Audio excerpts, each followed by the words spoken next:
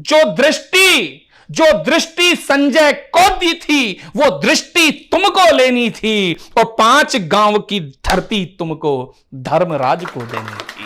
5 गांव की धरती तुमको धर्मराज को देनी थी। मां वीणा वादनी को प्रणाम करता हूं, भारत माता के इस पवित्र माटी को प्रणाम करता हूं। आइए दोस्तों, एक कविता से आप सभी को जोड़ने का प्रयास करता हूं। यूं तो महाभारत युद्ध के अनेकों कारण रहे हैं, शायद कोई यह न कहता कि अंधे का पुत्र अंधा।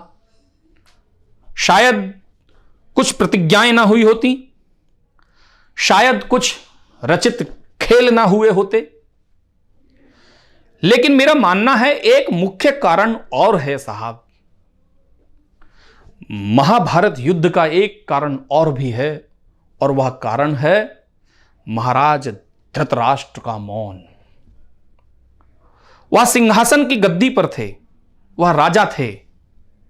उनका कर्तव्य अधिक बन जाता है जब कुल आपस में ही लड़ने के लिए, मरने के लिए कहीं आतुर हो जाए, तब एक राजा की जिम्मेदारी एक पिता के रूप में भी होती है, एक शासक के रूप में भी होती है। तब महाभारत के इस कारण को कहीं मैंने पढ़ने का प्रयास किया है। सुनिएगा, पंक्तियों में निवेदित करता हूं। हे पांडु के ज्येष्ठ सुनो, मैं मन की गांठें खोल रहा हूं।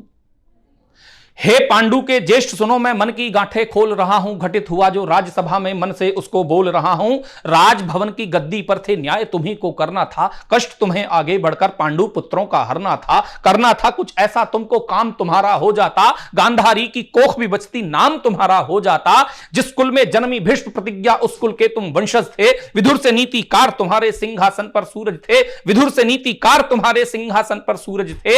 हे भरत वंश के लाल सुनो, हे भरत वंश के लाल सुनो, थे आंखों से तो चल जाता। तुम मन से अंधे ना होते तो युद्ध कभी का टल जाता। तुम मन से अंधे ना होते तो युद्ध कभी का टल जाता। पुत्र मोह में आकर तुमने पांडव को वनवास दिया। कुछ कठिन निर्णय लेने थे आपको साहब, लेकिन आपने गलत लिए। और क्या गलत लिए, पहली पंक्ति निवेदित करता हूं। और क्या कठिन आपको निर्णय लेने थे जो युद्ध टल जाता। तब पंक्ति, अंतिम पंक्ति पर आपका आशीर्वाद चाहूंगा। सुनिएगा कि पुत्र मोह में आकर तुमने पांडव को वनवास दिया। युद्ध टालने हेतु तुमने कैसा यह उपहास किया।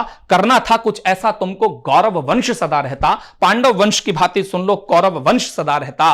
पांडव वंश की भांति सुन लो, कौरव वंश सदा रहता। दुर्योधन की हटके आगे जाने क्यों तुम मौन रहे। स्वार्थ नीति में भूल गए, संकट के साथी कौन रहे। तुम चाहते तो शकुनी के पांसों का मेल नहीं होता। अब देखिएगा आपको क्या निर्णय लेना था अंतिम पंक्ति पर, कि तुम चाहते तो शकुनी के पांसों का मेल नहीं होता। कुल की मर्यादा हरने वाला गंदा खेल नहीं होता। और दुशासन के दुस्साहस पर बस इतना साहस भरते। गर्दन धड़ के मध्य बनी, संधि विच्छेद तभी करते। गर्दन धड़ के मध्य बनी, संधि विच्छेद तभी करते। एक घटना महाभारत में हुई थी साहब कि संजय को दृष्टि दी गई थी। तब वहां से पंक्तियां कुछ उठाने की कोशिश करता हूं। सुनिएगा कि केशव केशव केशव शांति दूत बने पर भरी सभा अपमान सहा। केशव शांति दूत बने पर भरी सभा अपमान सहा। तुमने अपने मुखमंडल से फिर भी ना एक शब्द कहा। आभास तुम्हें भी था मन में के काल तुम्हारे सम्मुख है।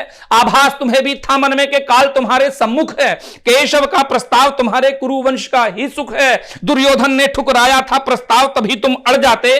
मन में बैठे लालच से तुम मन ही मन में लड़ जाते।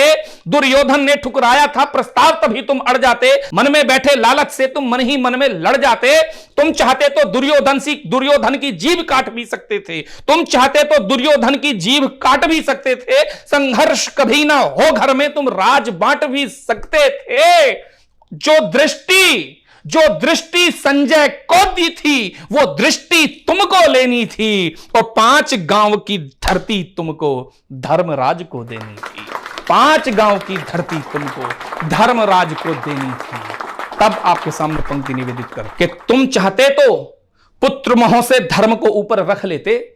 तुम चाहते तो पुत्र मोह से धर्म को ऊपर रख लेते, केशव के मुख से निकले अमृत को तुम भी चख लेते, भरत वंश की परंपरा का तुम भी तो चारण बनते, 100 पुत्रों की हत्या का ना खुद ही तुम कारण बनते, 100 पुत्रों की हत्या का ना खुद ही तुम कारण बनते।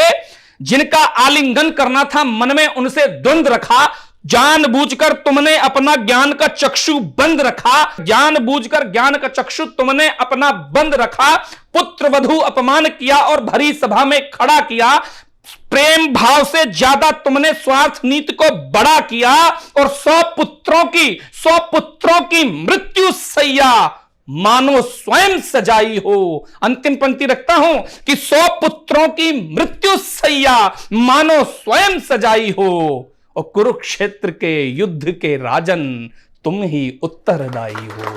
कुरुक्षेत्र के युद्ध के राजन तुम ही उत्तरदायी हो, तुम ही उत्तरदायी हो। बहुत बहुत धन्यवाद।